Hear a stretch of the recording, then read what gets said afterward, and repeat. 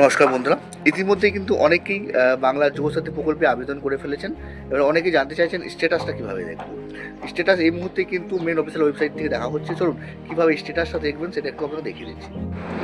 Status দেখার জন্য প্রথমেই আপনাকে এই অফিসিয়াল ওয়েবসাইটে চলে আসতে হবে। দেখতেই পাচ্ছেন এই অফিসিয়াল apps.wp.gov.in এই অফিসিয়াল ওয়েবসাইটে চলে আসতে হবে, ঠিক আছে? এখানে দেখে ২-৩টা অফিসিয়াল ওয়েবসাইট রয়েছে। তার মধ্যে এই প্রথম যে ওয়েবসাইটটা রয়েছে এইখানে আপনাকে ক্লিক করতে হবে। এই অপশনটা রয়েছে, এই অপশনে আপনাকে ক্লিক করতে হবে। তো চলুন আমরা এই অপশনে ক্লিক করে দিই এবং নেক্সট পেজে পৌঁছে যাই। চলুন এখানে ক্লিক করে দিচ্ছি। একটু পেজটা লোডিং নেবে। তাহলে যুবসাথী যে প্রকল্প তার একটি লোগো এখানে দেখতে পাচ্ছেন বা তার নাম দেখতে পাচ্ছেন। এই অপশনটাতে আপনাকে ক্লিক করতে হবে। ক্লিক নাও অ্যাপ্লাই যে অপশন হচ্ছে এই অপশনটাতে আপনাকে কিন্তু ক্লিক করতে হবে। চলুন এখানে আমরা ক্লিক করে নিচ্ছি এবং দেখে নিই পরবর্তী যে স্টেপটা কী রয়েছে। তো চলুন এখানে আমরা ক্লিক করে নিচ্ছি।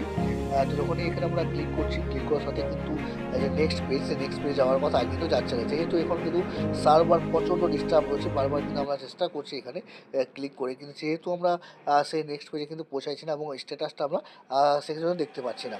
এখানে ক্লিক করার পর আপনার যে মোবাইল নম্বর রয়েছে সেই মোবাইল নাম্বারটি দেবেন এবং একটা ওটিপি চলে আসবে আপনার মোবাইলে। সেই ওটিপিটা দিয়ে কিন্তু আপনার যে স্ট্যাটাস বর্তমানে কী রয়েছে সেটা কিন্তু আপনি দেখতে পারবেন। কিন্তু যারা অনলাইন করছেন তাদের পুরোপুরি স্ট্যাটাস দেখাচ্ছে, আর যারা এই মুহূর্তে অফলাইন দ্বারা সহকারে করেছেন তাদের কিন্তু অনেক সময় কারোর দেখাচ্ছে, কারোর কিন্তু দেখাচ্ছে না। এই ব্যাপারে যেমনি অফিসিয়াল আপডেট বা সঠিক আপডেটটি আসবে সেই আপডেটটা আমরা কিন্তু আমাদের চ্যানেল থেকে দিয়ে দেবো।